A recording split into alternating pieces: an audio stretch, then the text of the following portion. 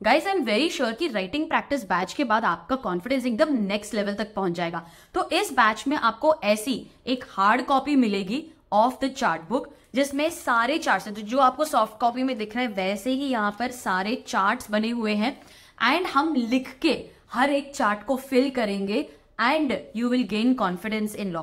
तो लॉ में बस एक ही सीक्रेट है, राइटिंग प्रैक्टिस और क्वेश्चन आंसर सॉल्विंग, जो इस बैच में कवर्ड है। अगर आप इस बैच में एनरोल करना चाहते हो तो विजिट करें मेरी वेबसाइट capreetyagarwal.com। लिंक हमने डिस्क्रिप्शन बॉक्स में भी दिया है। अगर आपको इस बैच से रिलेटेड कोई दूसरी क्वेरी है तो आप मुझे कांटेक्ट कर सकते हो, मेरा नंबर दिया है डिस्क्रिप्शन में। बिल्कुल भी सोचना मत इसके बारे में, because this is the secret for success. तो चलो इस बार राइटिंग प्रैक्टिस करते हैं और लेते हैं सफलता की उड़ान। So guys, let us write and practice the provisions relating to offer. पिछले सेशन में हमने ऑफर को डिस्कस किया था, हमने रिवाइज किया था। अभी राइटिंग प्रैक्टिस की बारी है। स्टूडेंट्स, अगर आपको ये लेक्चर्स पसंद आ रहे हैं तो अपने फ्रेंड्स के साथ ये जरूर शेयर करना कि ऐसे लेक्चर्स अवेलेबल है। बिकॉज कई बार ऐसे होता है ना, स्टूडेंट्स मुझे बाद में आके बोलते हैं मैम आपके लेक्चर्स इतने अच्छे, हमको पहले पता होता तो हम यही लेते। बाद में प्रॉब्लम आती है, फिर वो उनको पता चलता है लेक्चर्स है लेकिन अभी फिर वो एग्जाम दे चुके। एनी रीजन से if they are not aware, तो आई वुड रियली लाइक कि अगर आप उनके साथ ये लेक्चर्स की इनकी इंफॉर्मेशन शेयर कर दो, it will help me also a lot. तो बहुत मेहनत की है इन लेक्चर्स को बनाने में, रिकॉर्ड करने में, ये कंसेप्चुलाइज करने में। आई वुड रियली अप्रिशिएट अगर आप अपने फ्रेंड्स के साथ भी शेयर करो कि ऐसे लेक्चर्स अवेलेबल है। और मुझे पता है कि एक बार आपने ये लेक्चर्स देख लिए ना, आपका कॉन्फिडेंस बहुत बूस्ट हो जाएगा। और जितनी राइटिंग प्रैक्टिस हम यहाँ पर कर रहे हैं वो आपको कहीं नहीं मिलेगी। तो चलो आज इस सेशन में हम ऑफर को लिख के प्रैक्टिस करते हैं। और अब तक तो मतलब ये आपको पता चल ही गया होगा कि पहले रिवीजन करते हैं, फिर आप लर्न करते हो, उसके बाद हम राइटिंग प्रैक्टिस करते हैं, फिर आप होमवर्क क्वेश्चन करते हो। तो ये सीक्वेंस हमेशा याद रखो, और इस सीक्वेंस में पढ़ोगे ना तो फिर आपका सब 100% कवर हो जाए। चलो बोलते हैं that offer must be capable of creating legal relation. Offer ऐसा होना चाहिए कि वो लीगल रिलेशन क्रिएट कर पाए। अच्छा, आप क्या बता सकते हो कि ऐसे कौन से ऑफर्स होते हैं which create legal relation? Yes, जिसमें बिजनेस या कमर्शियल ट्रांजैक्शंस है। ओके, बिजनेस या कमर्शियल ट्रांजैक्शंस। यहाँ पे हमारा क्या अजम्पशन रहता है? That parties intend to create legal relation. अगर इंटेंशन है तो इस तरीके का जो ऑफर है that will become a valid contract. तो मेरा ऑफर तो ऐसे ही होना चाहिए। तो बिजनेस या कमर्शियल ट्रांजैक्शंस में this kind of offer it creates legal relation. लेकिन जो सोशल या डोमेस्टिक है उसमें क्या अजम्पशन होती है? उसमें हमारी अजम्पशन है that parties do not intend to create legal relation. तो उस ऑफर में क्या लीगल रिलेशन क्रिएट होगी? नहीं होगी। क्या ये कॉन्ट्रैक्ट बनेगा? नहीं बनेगा।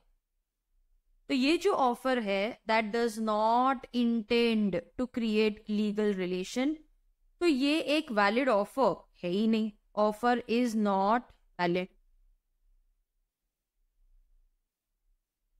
तो this is not a valid, ये ऑफर वैलिड ही नहीं है, क्योंकि ये ऑफर इंटेंशन है ही नहीं इसमें। तो ये वैलिड कॉन्ट्रैक्ट क्रिएट ही नहीं करे। Case law Balfour versus Balfour, जहां पर there was no intention to create legal relation, ये हमने पहले भी पढ़ा। Offer must be communicated. अरे सामने वाली पार्टी को ऑफर के बारे में पता चलेगा तभी तो वो एक्सेप्ट करेगा। तो offer must B properly communicate. और ये कम्युनिकेशन कैसे होगा? वर्ड्स में हो सकता है, ओरल या रिटन, या फिर इम्प्लाइड हो सकता है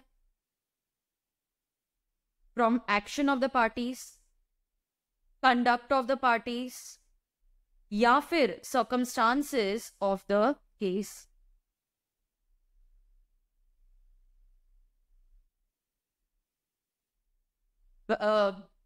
अगर हम एक वर्बल ऑफर देते हैं, ओरल ऑफर, तो ठीक है, रिटन वो भी मेरे को समझ में आ गया। इम्प्लाइड ऑफर का क्या होगा? तो इम्प्लाइड ऑफर में आ जाएगा bidding at an IPL auction. Yes, bids, ये इम्प्लाइड है। Bidding is an implied offer. अच्छा, वो जो कूली वाला एग्जाम्पल हमने लिया था, ये एग्जाम्पल्स हम क्यों लिख रहे हैं? क्योंकि इन्हीं पे केस बेस्ड क्वेश्चंस आते हैं फिर, तो इसीलिए हमको एग्जाम्पल्स लिखना बहुत जरूरी है। तो bidding at an option, okay, bidding at option. कूली वाला जो हमने एग्जाम्पल लिया था उसमें भी वो इम्प्लाइड ऑफर। अरे रेस्टोरेंट्स में बुफे लगा हुआ है, वो इम्प्लाइड ऑफर है कि भाई हम ये सेल करें, तुमको खाना है तो आ जाओ, हम जाते हैं प्लेट उठाते हैं, दैट इज इम्प्लाइड एक्सेप्टेंस। ठीक है, तो ये हो गए हमारे इम्प्लाइड ऑफर। तो ऑफर किसी ना किसी तरीके से कम्युनिकेट करना ही चाहिए। आप कम्युनिकेट करोगे तभी वो सामने वाली पार्टी उसको एक्सेप्ट करेगी। यहां पर एक केस लॉ है, लालमिन शुक्ला वर्सेस गौरी दत्त। क्या होता है ये केस लॉ में, जरा जल्दी जल्दी याद करके बताओ। गौरी दत्त का जो नेफ्यू है वो मिसिंग था, तो गौरी दत्त लालमैन अपने जो मुनीम है उनको बेचते हैं कि जाओ मेरे नेफ्यू को ढूंढ के लेके आओ। लालमैन निकल पड़ते हैं। Then later on he declares a reward of 500 rupees to whoever finds his nephew। Lalman ढूंढ कर लेकर आ जाता है, उसको रिवॉर्ड मिलता है क्या? क्यों नहीं मिलता? Because he was not aware of the offer. तो Lalman, even though he finds the Neiphiu,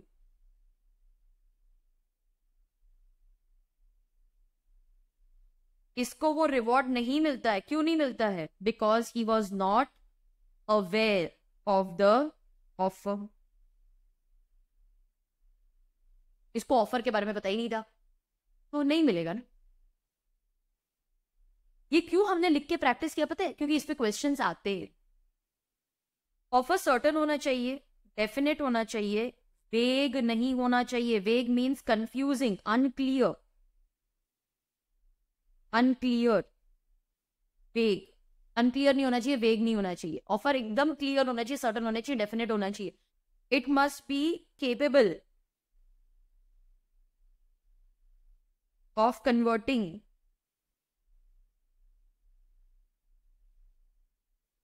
intention into contract. It should be capable of being accepted or rejected immediately. Certain होना चाहिए, जितने भी टर्म्स है वो क्लियर होने चाहिए, वेल डिफाइंड होने चाहिए। इधर हम कौन सा एग्जाम्पल लेते हैं? ऑयल वाला एग्जाम्पल। अगर एक्स डिफरेंट ऑयल्स में डील करता है, ठीक है, he deals in different kinds of oil, बहुत सारे ऑयल्स में डील करता है, तो क्या ये एक वैलिड ऑफर होगा? अगर वो बोलता है I will sell 100 litres of oil to you, ठीक है, मैं 100 लीटर्स ऑफ ऑयल सेल करूंगा, तो X sells Y I will sell 100 litre. हम बोलते कौन सा ऑयल? वही तो बताओ, वो भी तो बताओ ना। तो ये एक वैलिड ऑफर नहीं है, नॉट अ वैलिड ऑफर। हाँ, लेकिन if you deals it coconut oil only then it is a valid offer, क्योंकि हमको पता है कि वो किसका ऑफर दे रहा है।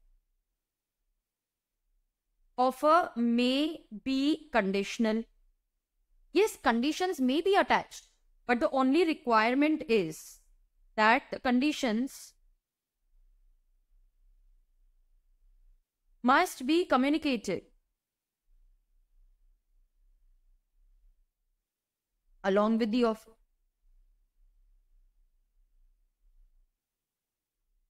Okay? तो जो भी आपकी कंडीशंस है कोई बात नहीं, बस सिर्फ हमको कम्युनिकेट कर दो, हमको बता दो।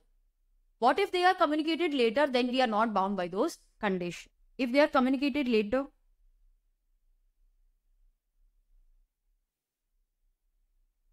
then the offeree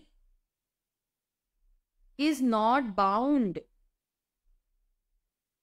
by the conditions. तो ठीक है, ऑफर में भी कंडीशन, बस सिर्फ कम्युनिकेट कर दो हम।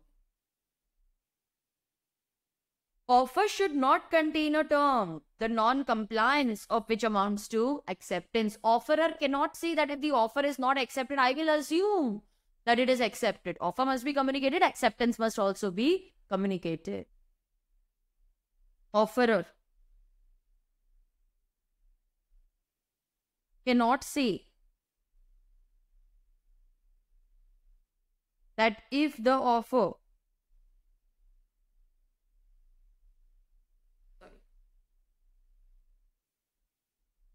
is not accepted, it will be assumed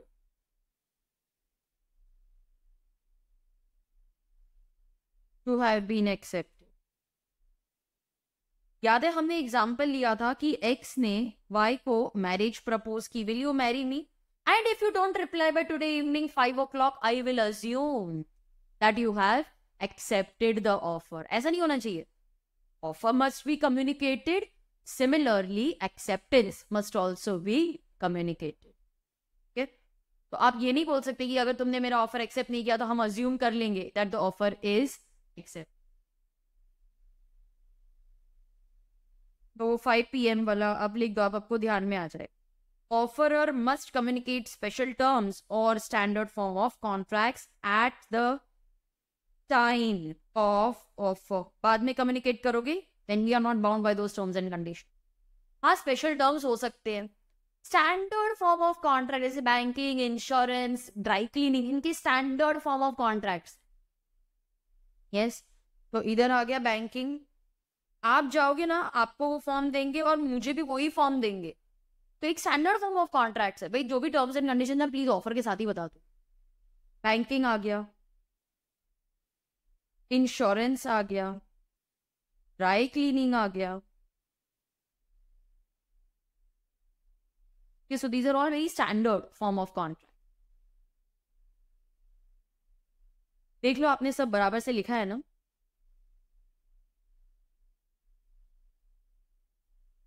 ठीक है, okay, let's proceed. Now let us discuss the provisions relating to lapse of offer. मुझे लगता है हाँ, टाइप्स ऑफ ऑफर भी है, वो पहले कर लेते हैं. मुझे लगता है टाइप्स बेटर रहेगा, पहले करेंगे तो. बोलो, what is the meaning of general offer? General offer आया तो क्या लिखोगे? इन पे केस बेस्ड क्वेश्चंस आते हैं, बट उसके लिए हमें ये लिखना तो पड़ेगा ना. What is the meaning of general offer? 3 points है. Offer which is made to the public in general. कौन एक्सेप्ट कर सकता है? anyone लिखू, सिर्फ anyone who has knowledge about the offer. अरे आपको ऑफर के बारे में पता चलेगा तभी तो आप एक्सेप्ट करोगे ना. it can be accepted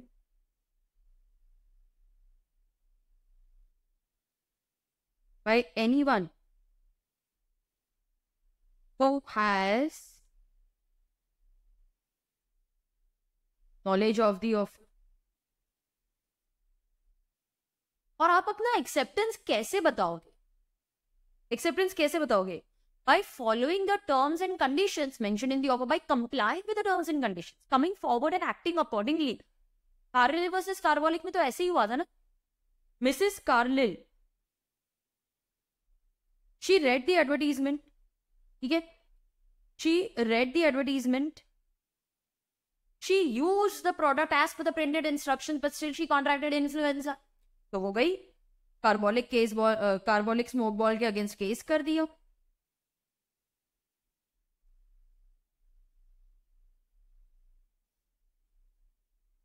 She sued for reward of 100 pounds. बोली मुझे इन्फ्लुएंजा हो गया, 100 pounds दो. मैंने जैसा तुमने बोला था वैसे यूज किया प्रोडक्ट. उन्होंने देने से मना कर दिया. बोले हम क्यों दे, तुमने बराबर से यूज नहीं किया होगा, हमारे यहाँ पर आओ, यूज करके दिखाओ हमारे सेक्रेटरी के सामने. हमने बोला यार तुमने ऐड दिए, तुमको तो पे करना ही पड़ेगा.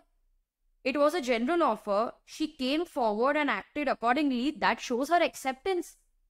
तो ऑफर था, जनरल ऑफर, एक्सेप्टेंस भी था. She came forward and acted accordingly.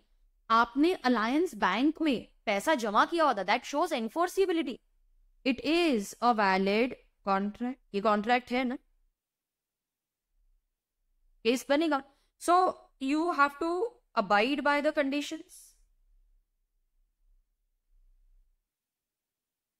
or you have to come forward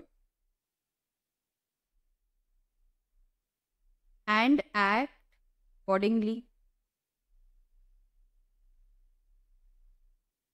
So that happened in Carlyle versus Carbolic Smoke Ball Company. क्या इस पे केस लॉ लिखने का क्वेश्चन आएगा? मुझे नहीं लगता. केस लॉ का नाम आपको जरूर याद रखना है, बट मुझे नहीं लगता कि केस लॉ लिखने का आपको कोई क्वेश्चन आएगा तो भी वी आर प्रिपेयर्ड. अच्छा, what is the meaning of special offer या फिर स्पेसिफिक ऑफर? क्या होता है ये? इसके की पॉइंट्स क्या है? It is made to a specific person. अभी ऑफर तो दे दिया, अब बताओ इसको एक्सेप्ट कौन कर सकता है? It can be accepted by that person only. That person मतलब जिसको ऑफर दिया है वही एक्सेप्ट कर सकता है। इधर आपको याद है मैंने आपको एक क्वेश्चन पूछा था, X made an offer to Y in a crowd. तो ये कौन से टाइप का ऑफर हुआ? This is a specific offer, because crowd में हुआ तो क्या, ऑफर तो सिर्फ वाई को ही किया था ना। ऐसे एग्जाम्पल्स लिखोगे ना तो आपको याद आएगा एग्जाम। क्रॉस ऑफर क्या होता है? There are two identical offer, there is no acceptance. This will not result into a valid contract. दो ऑफर्स है, एक्स ने वाई को ऑफर किया क्या तू मेरी टेबल लेगा, और वाई ने बोला मुझे टेबल खरीदनी है, तेरे पास है क्या। दोनों एक दूसरे को सेम ऑफर दे रहे हैं in ignorance of each other. वो लिखना है वो भी लिख दो चलो। There are two identical offers in ignorance of each other's offer. Okay, so there are two identical offers in ignorance of each other's offer. अच्छा हाँ तूने भी वही बोला, अरे मैंने भी सेम ऑफर दिया था। There are two offers, there is no acceptance, it's not a contract। कि वो कॉन्ट्रैक्ट बनेगा ही नहीं, it's not a valid contract, it's not a valid offer।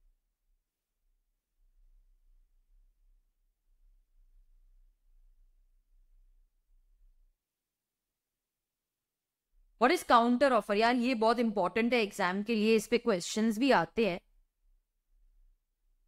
तो this is very very important for exam. What is counter offer? Bargaining जैसा ही हुआ ना, मैंने आपको ऑफर दिया, आपने भी मुझे सामने से ऑफर दिया, आपने मेरा तो ऑफर रिजेक्ट ही कर दिया। Yes, so what is counter offer? Counter offer means rejection of the original offer.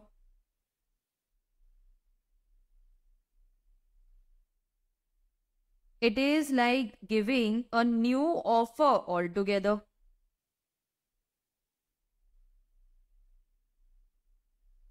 आपने ओरिजिनल ऑफर को रिजेक्ट करके अपना ही ऑफर दे दिया।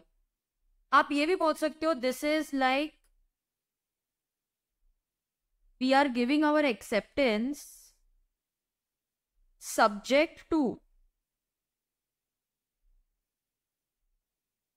Certain qualifications. मतलब आपने इसको क्वालिफाई कर दिया, I will do this provided या इफ ऐसे, subject to certain qualifications,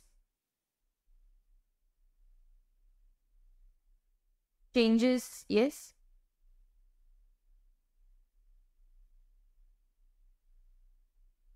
in the terms of original offer। Variation भी हो सकता है, ठीक है, क्वालिफिकेशन या variation in the terms of original offer. There is some kind of modification, variation in the terms of original offer. That is nothing but counter offer. Counter offer does not amount to acceptance. It's a new offer altogether. It does not amount to acceptance. It's a new offer altogether. What is standing open or continuing offer?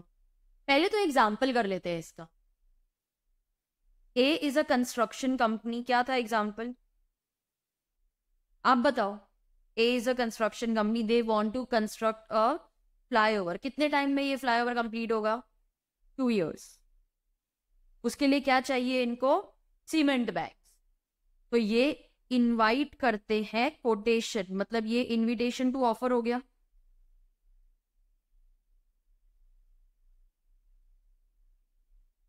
Tender भी बोल लो, कोई बात।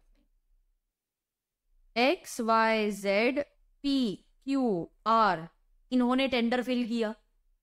Z का price सबसे, ये लोगों ने ऑफर दिया, ठीक है, जेड का प्राइस सबसे बेस्ट था तो हमने एक्सेप्ट कर लिया। तो सबसे पहले आया इनविटेशन टू ऑफर, फिर ऑफर, और फिर acceptance.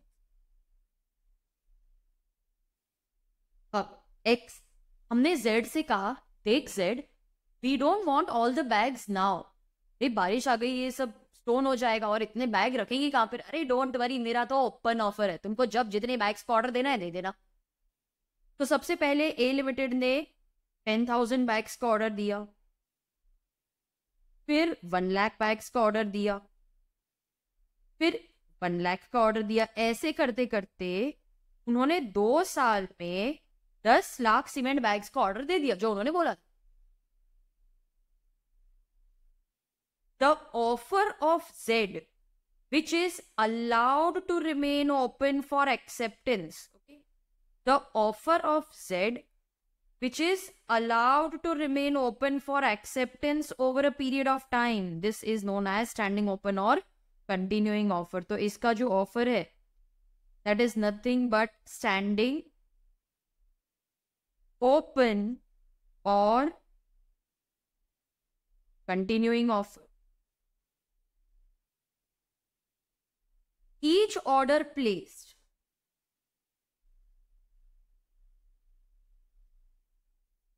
is acceptance of the open offer of Z. तो अगर आपको क्वेश्चन आता है कि स्टैंडिंग ओपन कंटिन्यूइंग ऑफर का मीनिंग क्या है, तो क्या लिखोगे? पहले ये लिख लो, फिर देखते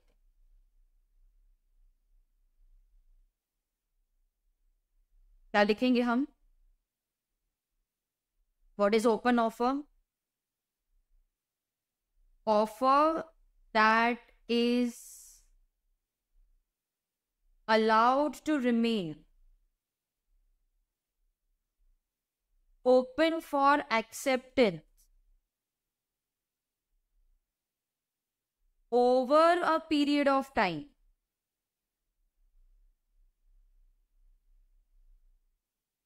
is known as standing open or continuing offer. ये लर्न होना चाहिए आप।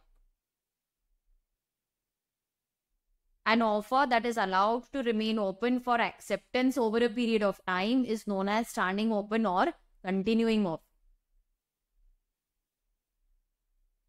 अच्छा ये बताओ, एक्सप्रेस ऑफर में क्या होगा? एक्सप्रेस मतलब इट इज एक्सप्रेस्ड इन, क्या लिखेंगे? वर्ड्स, ओरल और रिटन। ओरल के बदले आप स्पोकन भी लिख सकते हो। अच्छा, इम्प्लाइड ऑफर क्या होता है? इम्प्लाइड मतलब it is understood. Implied means it is inferred, ये एक बेटर वर्ड हुआ ना, it is inferred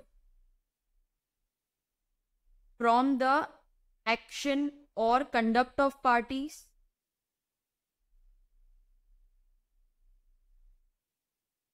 or it is inferred from the circumstances of the case. ये हमने पढ़ा था अभी, मैंने आपको एग्जाम्पल्स भी लिखवाए थे। बोलो क्या लिखा थे? बार बार लिखेंगे कोई बात नहीं, वो लर्न हो जाता है।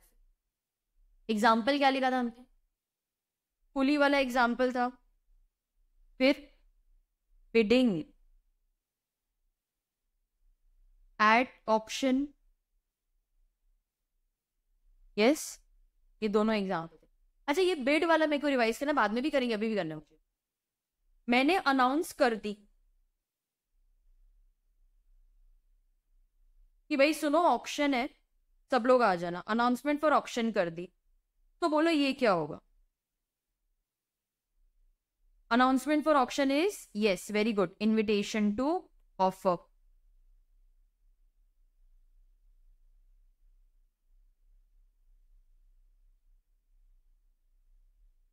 फिर बिडिंग जो होती है वो क्या होता है? Bidding is offer.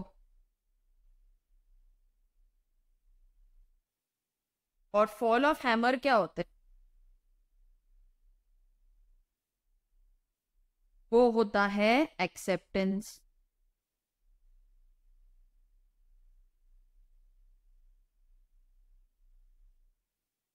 इसके बाद जाके बनेगा एक कॉन्ट्रैक्ट। फॉल ऑफ हैमर से ही कॉन्ट्रैक्ट बनता है ना।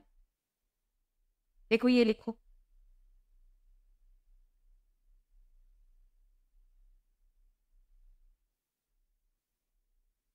डन। Very good. चलो अब लास्ट पार्ट पे आ जाते हैं, लैप्स ऑफ ऑफ। क्या टाइप के क्वेश्चंस आएंगे इस पे? थ्योरी क्वेश्चंस आते हैं। वेटेज 3 मार्क्स से लेकर 6 मार्क्स तक पूछ सकते हैं, उतना कंटेंट है इसमें। बोलो क्या लिखे? लैप्स का मतलब क्या होता है पहले तो वो बताओ। लैप्स का मतलब होता है to come to an end. कि लैप्स का क्या मीनिंग होता है? To come to an end. Offer खत्म। रिवोकेशन, रिवोकेशन मतलब टू कॉल बैक। मैंने ऑफर दिया था फिर उसको रिवोक भी कर लिया। X gave an offer to Y to sell his flat, और फिर बाद में रिवोक कर लिया, लेकिन कब तक रिवोक कर सकते हैं? आप बताओ रिवोकेशन बिफोर क्या लिखूं?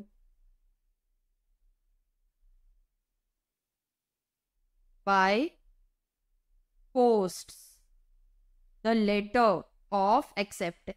अरे उसने एक्सेप्टेंस लेटर पोस्ट करने से पहले आप रिवोकेशन कर सकते। Revocation by lapse of time. Lapse मतलब come to an end. X gave an offer to Y, will you buy my flat, और बोला reply within 7 days। After 7 days offer lapses। क्या ऑफर लैप्स?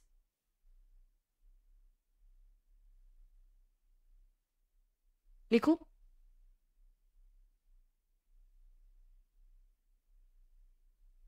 बाय डेथ और insanity of offerer, या फिर offeree. Offerer ने offer दिया and then he died. Offeror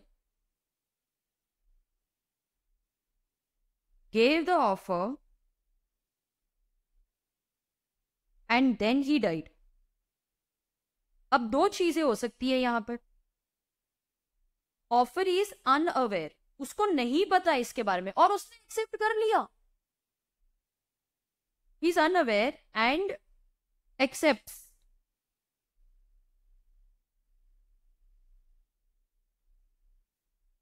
तो this is valid acceptance. Contract तो बनेगा। मैम परफॉर्म कौन करेगा? उसका लीगल रिप्रेजेंटेटिव ना, डिसीज्ड का। तो एक्स ने ऑफर दिया and then he died. Offer ही तुमको पता नहीं था, तुमने ऐसी एक्सेप्टेंस कर दिया, हाँ फिर तो एक वैलिड कॉन्ट्रैक्ट बनेगा। मैम उसको पता था। In this case offer lapses. पता था ना उसको, तो ऑफर लैप्स हो गया ना, वो एक्सेप्टेंस थोड़ी ना देगा, उसको पता था offer has died.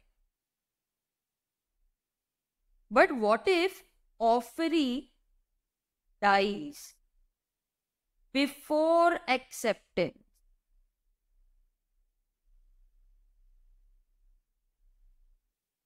Then in this case offer lapses। थोड़ा प्रॉपरली लिख लेना, मुझे लगता है ठीक ही लिखा है मैंने, ऐसे कोई प्रॉब्लम तो नहीं होनी चाहिए वैसे आपको।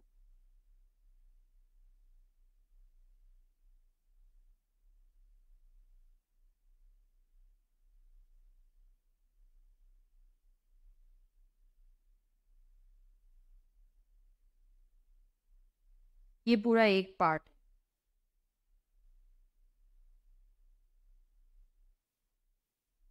क्या अच्छा मुझे पता है आप क्या सोच रहे हो, एक्स ने वाई को ऑफर दिया, वाई ने उसको एक्सेप्ट भी कर लिया, एंड देन वाई डाइज, तो फिर वाई का लीगल रिप्रेजेंटेटिव परफॉर्म करेगा ना। क्वेश्चन बराबर था। By failure to accept the condition precedent, precedent मतलब बिफोर, मतलब एक्सेप्ट करने से पहले आपको वो कंडीशन फुलफिल करनी थी। एक्स ने वाई को ऑफर दिया to sell a television set, क्योंकि एक्स ने वाई को ऑफर किया टू सेल अ टीवी, लेकिन उसने बोला बिफोर एक्सेप्टेंस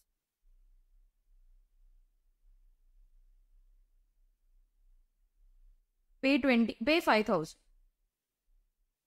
चलो उसने टीवी ऑफर किया 25,000 और बोला बिफोर एक्सेप्टेंस तू 5,000 दे। अब इसने क्या किया, एक्सेप्टेंस दे दिया, 5,000 नहीं दिया, ठीक है। तो इसने अपना एक्सेप्टेंस दे दिया, 5,000 पे नहीं किया, तो क्या एक्सेप्टेंस वैलिड होगा? तुमने कंडीशन ही फुलफिल नहीं की। ऑफर लैप्सेस, ऑफर लैप्स हुई। देखो लिखा है, सब कुछ चेक कर लो। काउंटर ऑफर, काउंटर ऑफर क्या होता है, एक्स ने वाई से प्रॉमिस, वाई को ऑफर दिया कि तू मेरा फ्लैट खरीदेगा क्या 50 लाख का, बोलते नहीं नहीं 50 लाख तो बहुत ज्यादा है, तू मुझे 45 लाख में देता है तो बोल। तो हमारा जो ओरिजिनल ऑफर था वो रिजेक्ट हो गया ना। तो दिस ओरिजिनल ऑफर लैप्सेस, और अभी तो एक नया ही ऑफर आया, by not accepting in the prescribed mode. ये तो एक्सेप्टेंस में भी आएगा हमें। सुनो,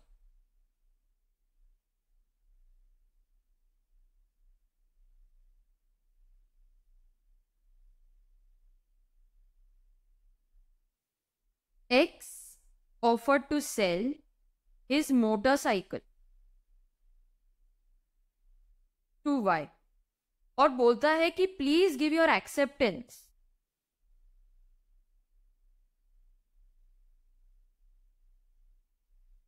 बाय कुरियर ओनली, उसने बोला कि तू तेरा एक्सेप्टेंस कुरियर से ही देना। अब वाई ने क्या किया, उसने कुरियर भेजा, अरे वाह वेरी गुड, तो ये हो गया एक वैलिड एक्सेप्टेंस, क्योंकि जो मोड में मुझे चाहिए था उसी में मिला।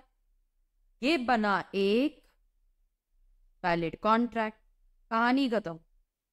इधर तो सब हैप्पी है। प्रॉब्लम तो तब आएगी ना जब वाई रेगुलर पोस्ट भेज देता है। तेरे को बोला था ना मैंने कि कुरियर से भेजना, तूने रेगुलर पोस्ट क्यों भेजा? अब अगर वो रेगुलर पोस्ट भेज देता तो एक्स के पास दो ऑप्शन है, वो सनकी है, मैड है, क्रेजी है, तेरे को बोला था ना कुरियर भेजना, तूने रेगुलर पोस्ट क्यों भेजा? रिजेक्ट, रिजेक्ट कर देंगे। तो he reject the other mode, that is post. ये केस में ऑफर लैप्सेस, क्योंकि तुमने जो मोड में बोला था वो मोड में नहीं दिया ना एक्सेप्टेंस, लेकिन वो काइंड हार्टेड निकला, ही एक्सेप्ट्स द अदर मोड। चल ठीक है यार, पोस्ट तो पोस्ट ही सही, बाइक तो बिकी ना मेरी। तो ये वैलिड एक्सेप्टेंस होगी।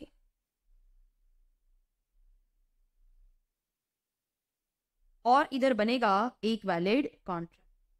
अब एक्स्ट्रा पॉइंट्स, ये जो भी रिजेक्शन है ना, ये आपको रीजनेबल टाइम में करना पड़ेगा, ठीक है। रीजनेबल क्या होता है वो तो लॉ में डिफाइंड ही नहीं है, वो तो फैक्ट इन सर्कमस्टेंसेस पे डिपेंड करता है कि रीजनेबल टाइम में आपको रिजेक्ट करना। नहीं करो तो हम अज्यूम कर लेंगे कि तुमने वो अदर मोड एक्सेप्ट कर ली है। लिखो,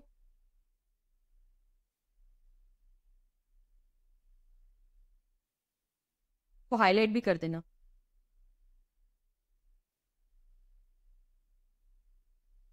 ठीक है ना? ठीक। By rejection of offer by the offeree, X ने वाई को प्रपोज किया, will you marry me? Y ने बोला नो। एक्स किसी और को ऑफर दे देंगे। मेरा तो ऑफर लैप्स हो गया, रिजेक्ट हो गया ये। बाय सब्सिक्वेंट इलीगैलिटी और destruction of subject matter. Subsequent illegality देख लेते हैं। ठीक है, एक्स ने वाई को ऑफर दिया कि क्या तू शुगर लेगा? वाई बोलता है हाँ। ये इंडिया में था, ये बांग्लादेश। बाद में इसके एक्सपोर्ट को बैन लगा दिया।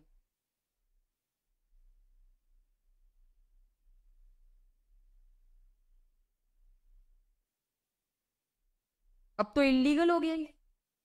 अब मेरी बात सुनो, एक्स ने सिर्फ ऑफर किया था, वाई ने एक्सेप्टेंस नहीं दिया था, तो बैन लग गया बिफोर एक्सेप्टेंस। तब ऑफर वॉइड हो, तब ऑफर लैप्स हो जाएगा ना।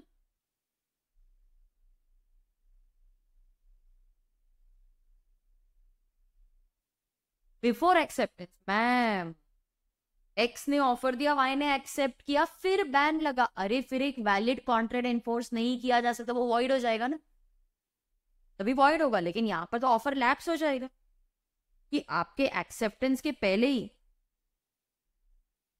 बैन लग गया।